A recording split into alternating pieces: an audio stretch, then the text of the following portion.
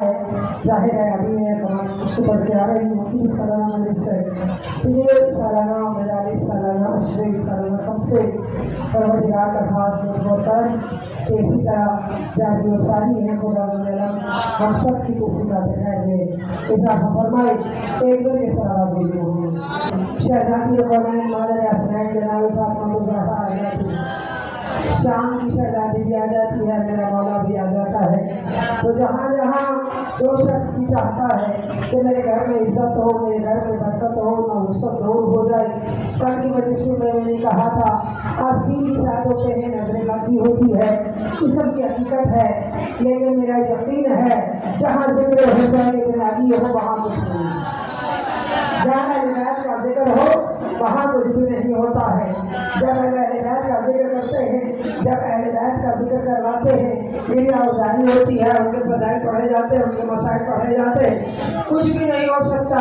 یہ مولا کا ذکر ہے یہ مولا کا ہم ایام ہیں ہم جب ذکر کرتے ہیں تو خدا اپنے عالم جو ہے وہ بخود ہمارے گھروں اور رحمتیں اور برکتیں نازل کرتا ہے ہر مجلس سے پہلے حدیث قصہ پڑھی جاتی ہے آپ جب حدیث قصہ پڑھتے ہیں تو اس میں آخر میں یہی ہے نا کہ جب سارے مومن مل جاتے ہیں اور بیٹھ کے اہل بیت کا ذکر کرتے ہیں تو اس جگہ کو فرشتے گھیر لیتے اس جگہ کو فرشتے گھیرتے ہیں اور امام حسین کی مجلس کو سماعت فرماتے سنتے بھی ہیں ہم گناہگار خطاکار لوگ ہیں ظاہر ہمیں تو دکھائی نہیں دیتا تو لیکن فرشتے ہماری مجالس میں آتے ہیں اور امام حسین کا ذکر سنتے ہیں جب باقی فرش پہ جاتے ہیں تو باقی فرشتے ان سے پوچھتے ہیں تم کہاں سے آ رہے ہو تو وہ اہل سے پوچھتے آپ کیوں پوچھ رہے ہیں کہتے تم سے ایک ایسی خوشبو آ رہی ہے ان سے ایک ایسی خوشبو آ رہی ہے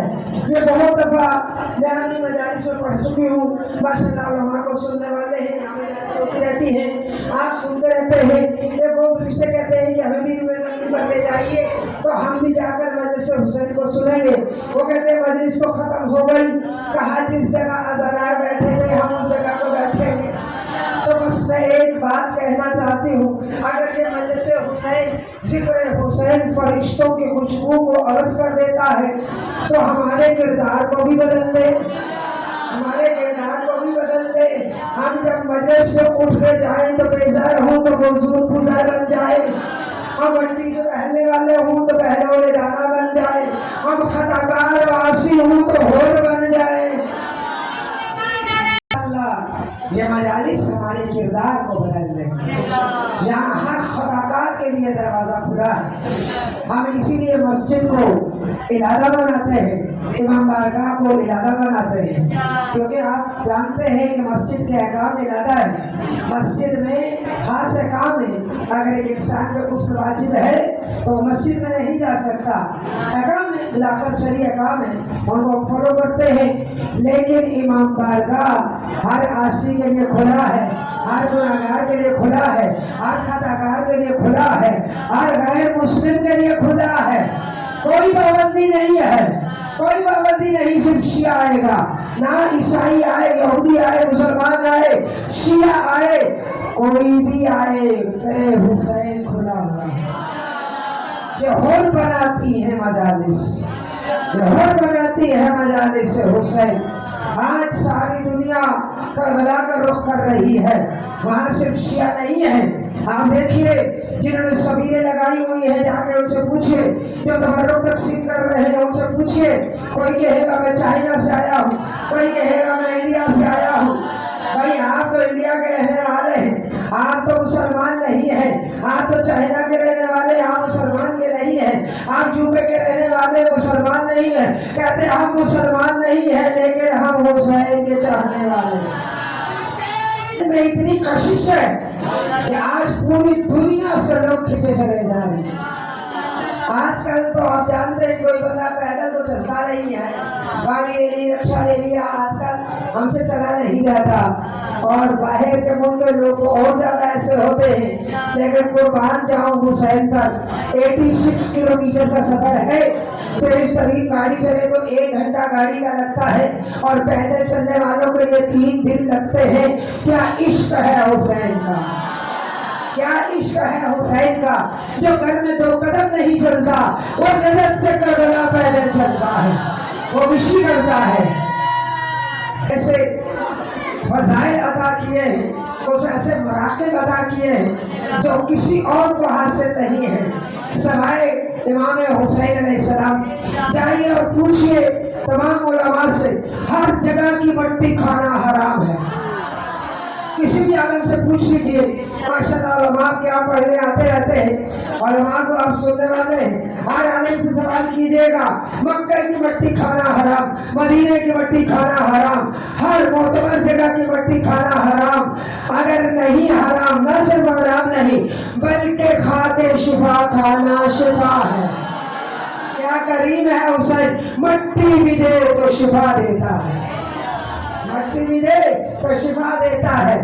خاک شفا، خاک شفا، ایک ذرہ اگر کربلا کی مٹی اس مٹی میں مل جائے تو عاشورہ میں وہ سب ہو جاتی ہے، اس سے خوشبو آتی ہے۔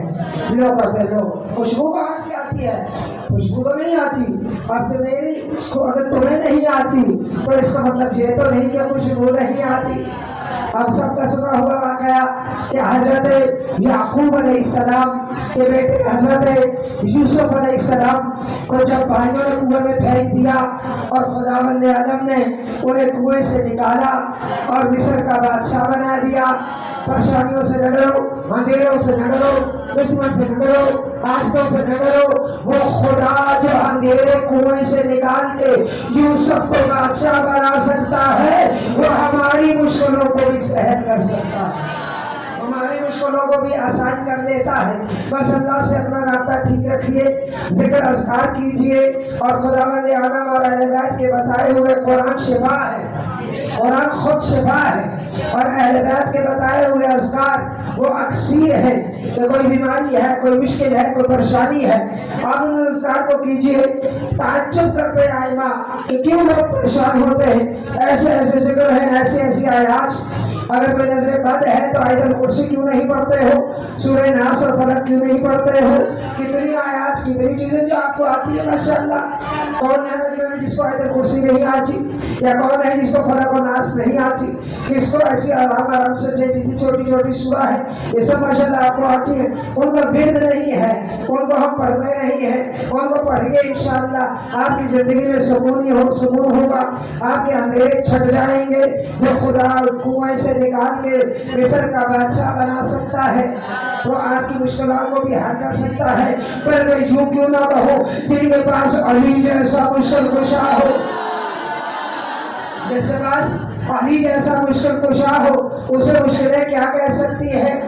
لہذا گھبرائیے نہیں، پریشان نہ ہوئیے، یہ وہ خاک شفا ہے، کبھی اور خاک شفا نہیں، بس ایک ہی خاک شفا ہے جس میں اگر ایک ذرہ بھی آ جائے تو وہ سرخ بھی ہو جاتی ہے اور اس سے خوشبو بھی آتی ہے۔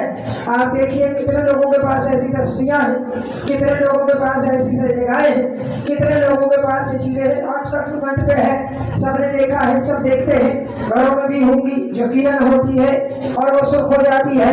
ہمیں تو خوشبو نہیں آتی، بھائی تمہیں خوشبو آ بھی نہیں سکتی، تمہیں خوشبو آ بھی نہیں سکتی۔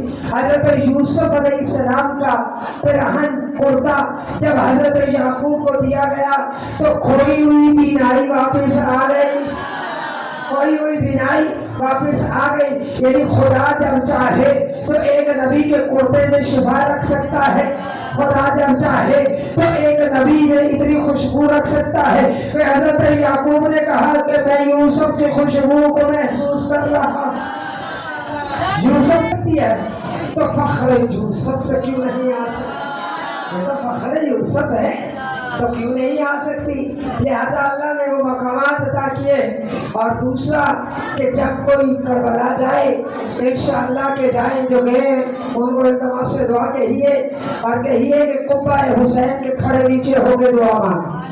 خداوند عالم اگر کہیں دعا قبول نہیں ہوتی، حرم امام حسین میں چلے جائیے اور وہاں جا کے دعا مانگیے، انشاءاللہ خداوند عالم آپ کی دعا کو مستجاب کرے گا۔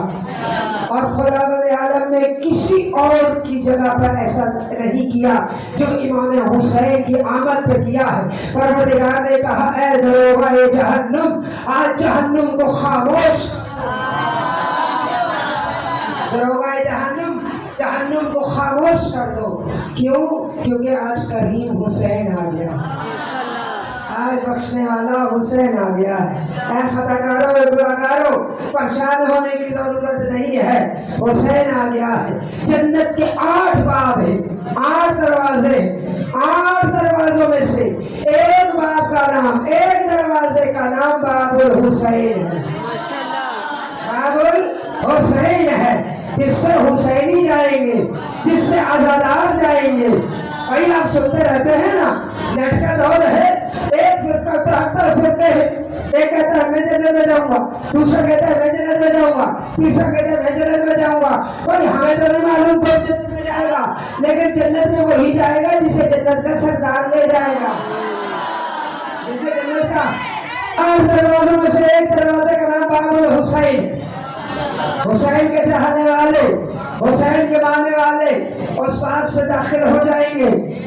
اور خداوند عالم نے جو فضیلت عطا کی امام حسین کو، امام نسل امامت کو امام حسین سے چلایا ہے، نسل امامت کو امام حسین علیہ السلام سے چلایا ہے۔ اور سب سے بڑی فضیلت جو اس پوری دنیا میں عدل و انصاف کو قائم کرے گا وہ نسل حسین سے مہدی برحق ہے، وہ مہدی برحق نسل حسین ابن علی سے ہے۔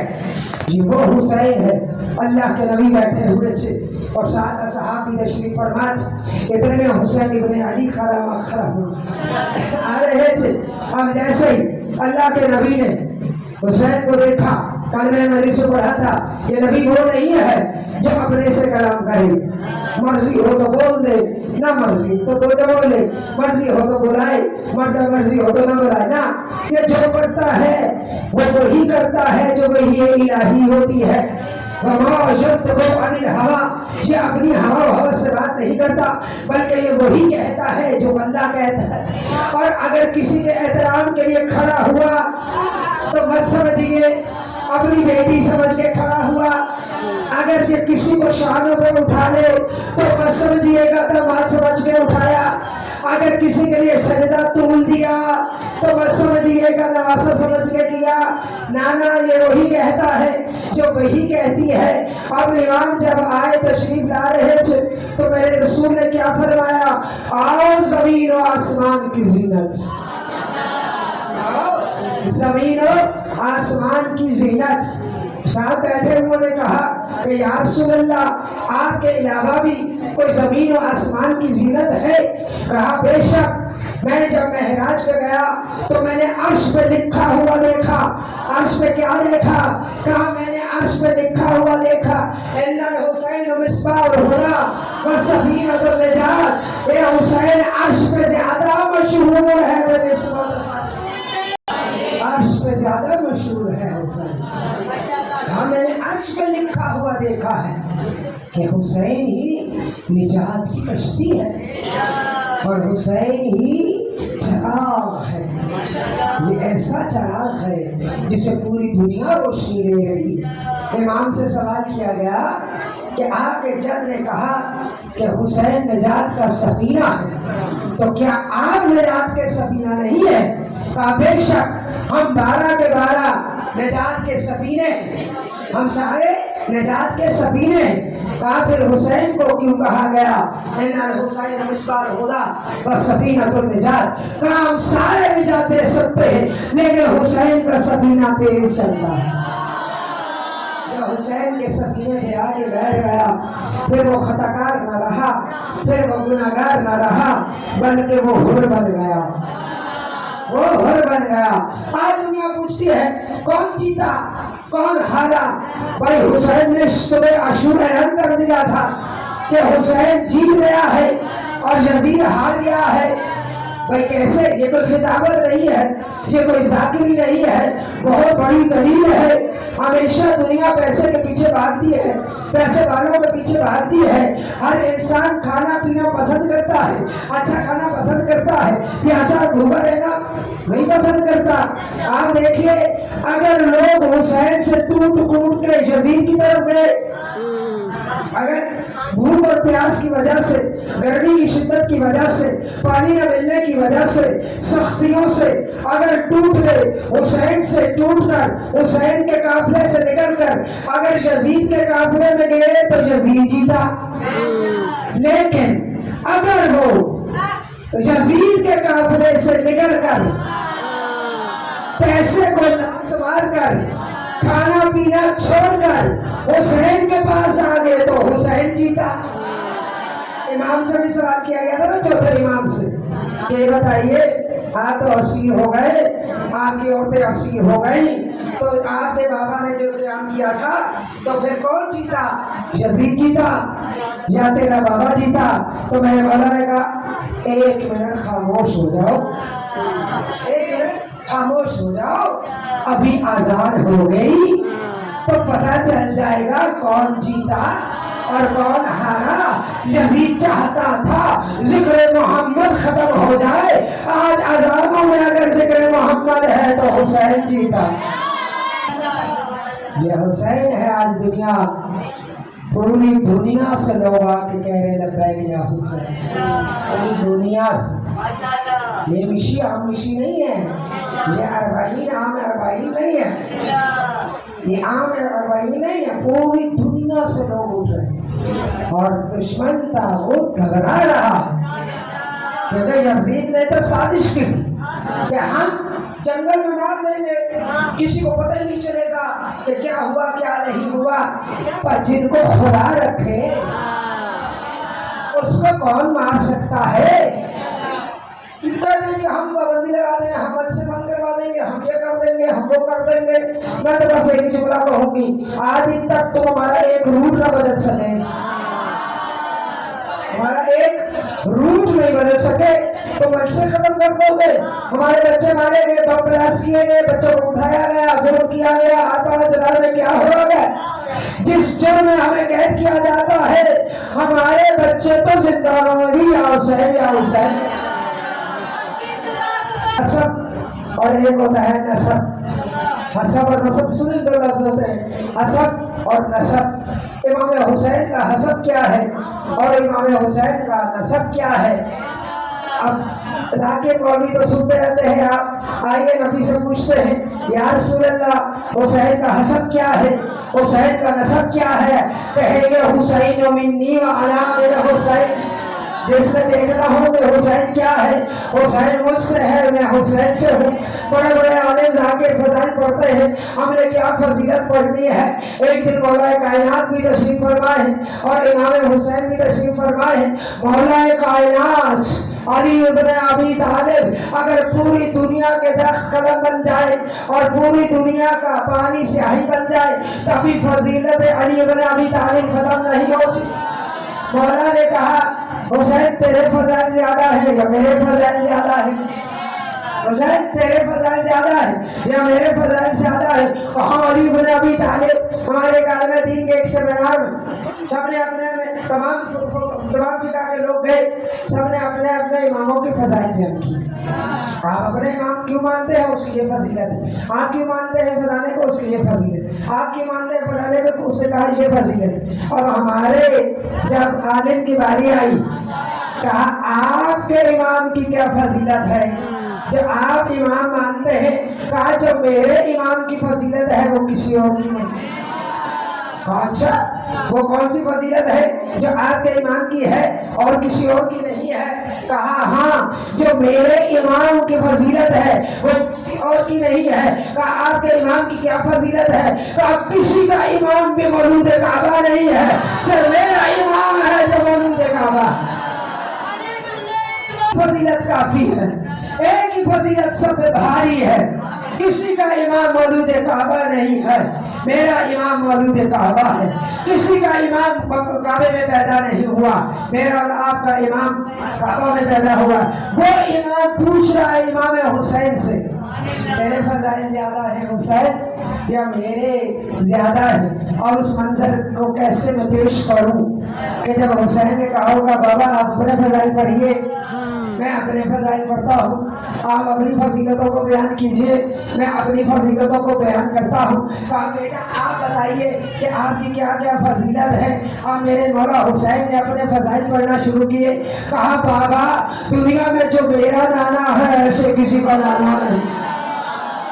دنیا میں جو میرا نانا ہے ایسا کسی کا نانا نہیں ہے. دنیا میں جو میری نانی ہے ایسی کسی کی نانی نہیں ہے. دنیا میں جو میرا دادا ہے ایسا کسی کا دادا نہیں ہے. دنیا میں جو میری دادی ہے ایسی کسی کی دادی نہیں. دنیا میں جو میری ماں ہے ایسی کسی کی ماں نہیں.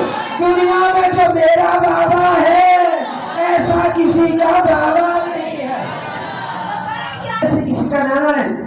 میری نانی جیسی کسی کی نانی نہیں، اور میرے دادا جیسا کسی کا دادا نہیں، اور میری دادی جیسی کسی کی دادی نہیں، میری ماں جیسی کسی کی ماں نہیں، اور میرے بابا جیسا کسی کا بابا نہیں. لیکن یاد رکھیے گا باپ باپ ہوتا ہے. اب میں پڑھوں حسین اپنے فضائل، اب میں پڑھوں اپنے فضائل. واقعی ایسا ہی ہے، واقعی ایسا ہی ہے. حسین جو فضیلتیں اللہ نے تمہیں دی ہیں کائنات میں کسی اور کی فضیلتیں نہیں. لیکن حسین سنو، جیسا میرا بیٹا حسین ہے ایسے کسی کا بیٹا حسین نہیں. جو میرا بیٹا ہے کائنات میں حسین جیسا کسی کا بیٹا نہیں. کیا کہنے باپ کی اور کیا کہنے بیٹے کی، کیا کہنے مولا کائنات کے اور کیا کہنے حسین شہید کربلا. اللہ نے جو عزت اس گھر کو دی ہے وہ کسی اور کو نہیں. مخصوص زیارت اربعین کے امام حسین کی ہے، باقی کسی امام کی زیارت نہیں ہے. صرف امام حسین علیہ السلام کی زیارت اربعین. بہت تاخیر ہے اس مومن کی نشانیوں میں سے. امام حسن عسکری علیہ السلام کا فرمان ہے کہ مومن کی کچھ نشانیاں ہیں. ایک نشانی یہ ہے کہ وہ اقامہ رکعت نماز پڑھتا ہے، اقامہ رکعت نماز پڑھتا ہے اور نماز میں بسم اللہ اونچی آواز میں پڑھتا ہے. اس کے بعد اپنے ہاتھ میں انگوٹھی پہنتا ہے اور خاک شفا پر سجدہ کرتا ہے، خاک شفا پر سجدہ کرتا ہے اور زیارت اربعین پڑھتا ہے. بہت تاکید ہے. ماشاءاللہ آپ مومن ہیں، پڑھی جاتی ہے اربعین میں. آپ زیارت اربعین پڑھتے ہیں. مولا کی جو زیارت ہے کسی اور امام کی یہ زیارت نہیں ہے، اور کسی بھی امام کا اس طرح چہرہ نہیں ہوتا کہ جیسے امام حسین علیہ السلام کا چہرہ ہوتا ہے. یہ اعزاز ہے امام حسین علیہ السلام کا، کسی اور کا یہ اعزاز نہیں. کسی امام کا چہرہ اتنی آبادات کے ساتھ کہیں نہیں آپ نے دیکھا جو امام حسین کا ہے. زیارت ہے سب کی زیارت. اور ایک اور آپ نے دیکھا ہوگا جو بھی اعمال کسی بھی دن کے اعمال اٹھا کے دیکھ لیجیے، چاہے رجب کے ہیں، شعبان کے ہیں، شب کوئی بھی اعمال آپ دیکھ لیجیے، وہاں زیارت حسین میں آئی ہے. اس میں امام حسین کی زیارت. کوفہ سے ایک شخص آیا، امام سے آ کے ملا. امام نے اس سے پوچھا کہ کیا تم میرے جد حسین کی زیارت کرتے ہو؟ کہا مولا میں سال میں ایک دفعہ کرتا ہوں. کوفہ کا رہنے والا تھا. کوفہ سے نجف سے کربلا جو ہے وہ 86 کلومیٹر ہے، 86 کلومیٹر ہے. تیز ترین گاڑی میں چلے تو گھنٹہ تو کم از کم لگے گا، 1-1.5 گھنٹے میں پہنچتے ہیں، اور پیدل چلے تو 3 دن تک پہنچتے ہیں. کافی فاصلہ ہے. اب تو گاڑیاں ہی چلو، اس وقت تو ایسا نہیں تھا. لوگ گھوڑوں پہ جاتے تھے، سواریوں پہ جاتے تھے، جا کے زیارت کرتے تھے. کہا مولا میں سال میں ایک دفعہ امام حسین کی زیارت کرتا ہوں. تو امام نے کہا تم ہر روز امام حسین کی زیارت نہیں کرتے ہو؟ کہا نہیں مولا ہر روز ممکن نہیں ہے، ہر روز میں زیارت نہیں کرتا. کہا ممکن ہے. کہا کیا کروں؟ کہا اپنی چھت پہ چلے جاؤ، صحن میں چلے جاؤ، کھلی جگہ پہ کھڑے ہو جاؤ، امام حسین کی طرف رخ کرو اور کہو السلام علیکم یا ابا عبداللہ. آپ سمجھ آ گئی؟ جو ہم نماز کے بعد زیارت پڑھتے ہیں، یہ لوگ جو ہم پہ اعتراض کرتے ہیں انہیں معلوم ہی نہیں ہے وہ ہمارے کلام کو سنتے بھی ہیں وہ ہمارے کلام کا جواب بھی دیتے ہیں، وہ ہمارے کلام کو سنتے بھی ہیں اور وہ ہمارے کلام کا جواب بھی دیتے ہیں۔ تبھی تو ہم یہاں کھڑے ہو کر کہتے ہیں السلام علیکم یا ابا عبداللہ، اے ابا عبداللہ آپ پر ہمارا سلام ہو۔ تو کہا کہ آپ کی زیارت، اگر آپ زیارت پہ نہیں جا سکتے، گرچہ بہت زیادہ ثواب ہے اور جانا چاہیے، بار بار جانا چاہیے، لیکن کچھ ذمہ داریاں ہوتی ہیں، کچھ مجبوریاں ہوتی ہیں جو انسان نہیں جا سکتا، لیکن وہ یاد رکھے وہ یہاں کھڑے ہو کے گئے مولا کو سلام پیش کرے تو مولا اس کی زیارت کو قبول فرماتے ہیں۔ امام حسین کی زیارت کا کتنا ثواب ہے، کا 70 مقبول حج کا ثواب ہے، 70 مقبول حج کا ثواب ہے زیارت حسین ابن علی کی۔ اور اس قدر ثواب ہے، اتنا ثواب، رونے کا ثواب، ایک اشک کا ثواب۔ سنتے رہتے ہیں مسجد میں کہ ایک اشک جو بہاتا ہے اس کے لیے جنت ہے، جو حسین کی زیارت کرتا ہے اس کے لیے جنت ہے، اس کے گناہوں کو معاف کر دیا جاتا ہے اور اس کے ثواب میں اضافہ کیا جاتا ہے۔ یہ حدیثیں مختلف حدیثیں ہیں اربعین کے بارے میں مخصوصاً، اور ویسے بھی زیارت امام حسین علیہ السلام کا بڑا اجر و ثواب ہے۔ کہتے ہیں روز قیامت جب ایک زائر کے رتبے کو کوئی دیکھے گا، ماشاءاللہ یہاں تو کافی زائر ہیں اور کچھ جے ہوئے ہیں، پروردگار ان کو بامعرفت زیارت نصیب فرمائے، تو کہتے ہیں کہ جب انسان زائر کے رتبے کو دیکھے گا تو خواہش کرے گا کاش میں بھی ظاہر حسین ہوتا۔ تو پروردگار ہم سب لوگوں کو ظاہر حسین بنائے، بامعرفت زیارت کروائے، پروردگار ہمیں شام اور کوفہ دکھائے، ہمیں وہ جگہ دکھائے اور وہ جگہ ہم دیکھیں۔ ہم کربلا میں تو نہیں تھے، ہم کربلا میں تو نہیں تھے۔ آج کربلا پڑھنا مشکل ہے، کربلا سننا مشکل ہے۔